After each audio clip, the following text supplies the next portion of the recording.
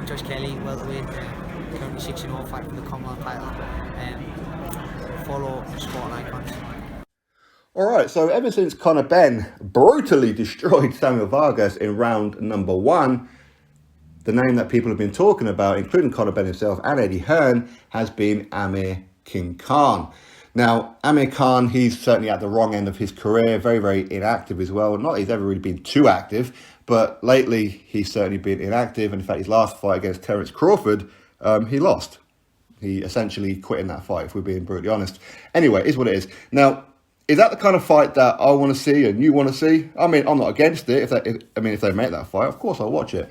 But I don't think Amir Khan is the kind of person that will fight Conor Benn. And going on his recent Twitter post, and I'll put it in the description box for you, it doesn't seem like he's too interested in Conor Benn. And it's not that he doesn't favour himself against Conor Benn or anything like that, or at least that's not how I'm reading it. It's a case of, well, Conor Benn is not offering me anything, as in there's no titles on the line, so why would I be interested? But again, he does say in that Twitter post as well that he says that when I was Conor Benn's age, I was already world champion. Well, that's a little unfair, as Amir Khan does have the amateur background, the Olympics and all that kind of thing, whereas Conor Benn didn't. Conor Benn has been literally learning how to box in a professional game. So for me, I think Conor Benn has come on leaps and bounds. Not many people were looking at Conor Benn's first few fights thinking, oh, there's a future world champion in the making. Not many people were thinking that, let's be honest. But lately, he's been doing the business, hasn't he?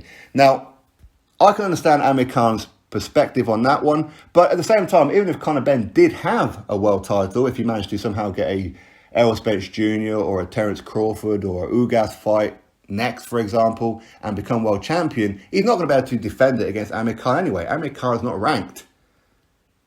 So Amir Khan's going to have to do something to get back into the system in order to get a world title fight. So for me, this fight isn't going to happen. But Amir Khan, he's at the stage now, when in fact he's been at that stage over the last few years, where he only wants to take big money fights. Either less risk and decent reward, or high risk with excellent reward. That's what Amir Khan's about, and it's fair play. You know, he's done his time. He's wore his stripes in the boxing ring. Now it's about money, or it has been money, about money for a little while. So, of course, people want to see him finally get this fight over the line with Kell Brook. Is it as big as it once was? Absolutely not. But there are other fights out there potentially for him as far as money's concerned, like a Adrian Broner. This would be like a crossroads fight. Loser moves on. Okay? But there are other fights out there for him. I mean, is the Manny Pacquiao fight still of interest? I have no idea. But Conor Benn, no. And I don't blame Amir Khan for not taking the Conor Benn fight. Why would he? He ain't going to get paid that much money. I mean, I don't want to talk about people's finances. And obviously, I wouldn't know the kind of purse that he may get against Conor Benn. I don't know. And I know Eddie Hearn, he wants nothing more than for Conor Benn to be the next pay-per-view superstar. Is that possible? Well, the way he's going, why not? If Eddie Hearn had said this a year, 2 years ago, I'd have went, behave yourself. But now I'm looking at Conor Benn going, hold up, maybe. Why not? I'll have to wait and see. But Amir Khan, I fully understand why he would say no. Now, as far as Conor Benn's concerned, I want to see him take on maybe a David Avanesian for the European title. We know Josh Kelly, he fell short there. Well, let's see how Conor Benn gets on. If he wins, great, he can move forward. If he loses, then that rematch, so not rematch, but that fight with Josh Kelly is back on the table. I still want to see that fight personally. So that's probably a good route for him to go down. If not, there are so many fighters out there in or around Conor Benn's kind of level right now, as in, let's be honest, still kind of prospect, isn't it? He is a prospect, really. Let's see him take on these other prospects. Let's see him take on a Virgil Ortiz Jr. Why not? It's somewhat of an in-house fight. I know that Conor Benn, he's a matchroom fighter. Virgil Ortiz Jr. is a golden boy fighter, but they fight on the same platform in DAZN. Why not? I would love to see that fight. That would be a headline fight. And if he was to defeat the much touted superstar, potentially superstar in Virgil Ortiz, as a lot of people believe, if he beats Virgil Ortiz Jr., Conor Benn goes to being a superstar overnight. Not just here in the UK, but over there in the United States of America. That's probably the logical fight. But it's a risk. If Virgil Ortiz beats him, it's a risk, isn't it?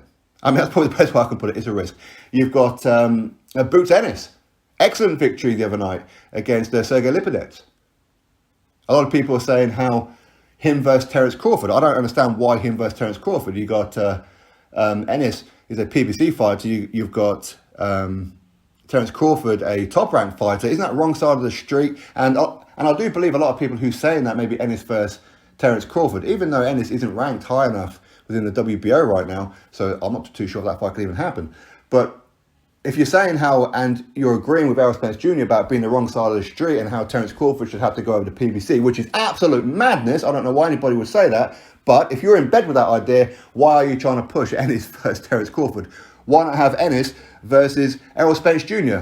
Both same side of the street. Ennis has got 27 fights. Errol Spence Jr., 27 fights. What's the difference? What's the problem? Anyway, is it likely to happen, Conor Benn versus Ennis? Probably not. And the reason that I say that, I mean, I don't know Ennis. I don't know him that well. I haven't really seen too much of him speak.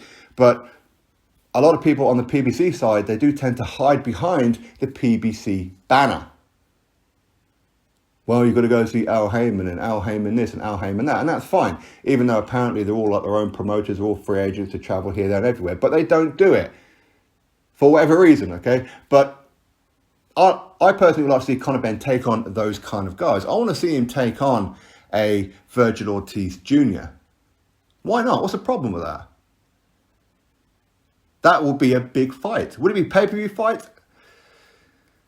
To be honest, I don't know. Genuinely, I don't know. I mean, Eddie Hearn, he'll know the numbers better than what I will. And of course, Oscar De La Hoya. But ultimately, why not? I mean, if the fight's in the UK, if it's going to be pay-per-view, okay, it is what it is. Maybe a reduced pay-per-view of like a tenner or something. Why not? If the fight's going to be over there in America, then no, it shouldn't be pay-per-view here in the UK, not at all. But of course, it will be on DAZN. And who knows what's going to happen with Eddie Hearn Matchroom and DAZN and Sky Sports collaboration at the minute. We don't know. We'll find out very, very soon. But anyway, that's my thoughts. You drop me yours. For me, I fully understand why Amir Khan would not take a fight with Conor Benn. I understand fully. And personally, I think if Amir Khan is going to fight, get the Kell Brook fight done and dusted. I don't want this fight to be one of those fights where we go, well, we never got it. That's just my thoughts. You drop me yours. Click thumbs up, subscribe. Catch you all in the next video.